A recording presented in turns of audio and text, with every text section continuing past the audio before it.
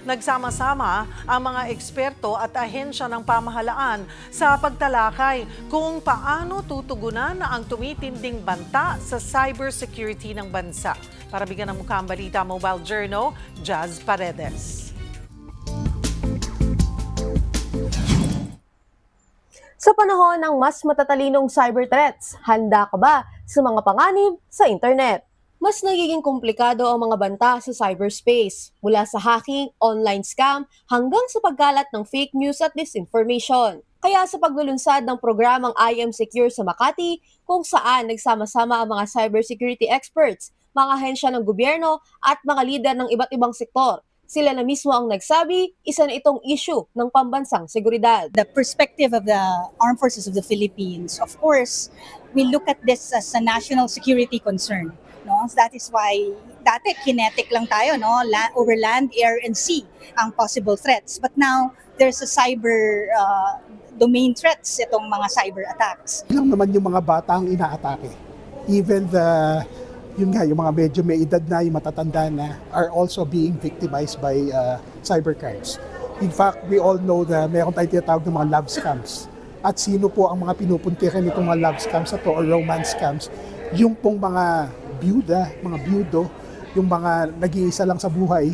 So, ito yung mga medyo may edad na rin. Hindi na nga ito yung alpha Gen Z or whatever. Pero sila talaga yung tinitira or binibiktima nga ng mga scammers or cybercriminal. Hindi sila namimili. Isa sa mga pinaka-nakakabahalang epekto nito ang lumalaganap na panghihimasok sa digital banking at online services. If you want to make deposits of checks, clearing can be done without even having to go to the bank because you can make your deposit online. The issue that we have is not the digitalization per se, but the unscrupulous people who are trying to, take advantage of the people's desire to do things in a fast way. Sa ngayon, isa ang nakikitang solusyon dito ng PNP. Lagi ko pong suggestion, Judge, you have to use devices or different kinds of devices for any kinds of transaction.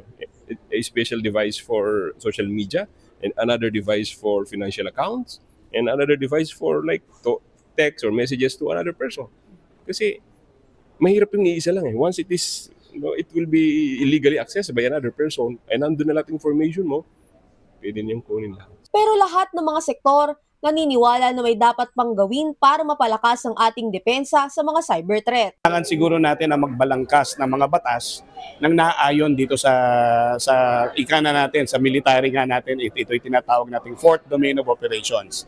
So I think the need for us to provide an uptake as far as our country's cyber policy. And of course, with the help of those in the private sector.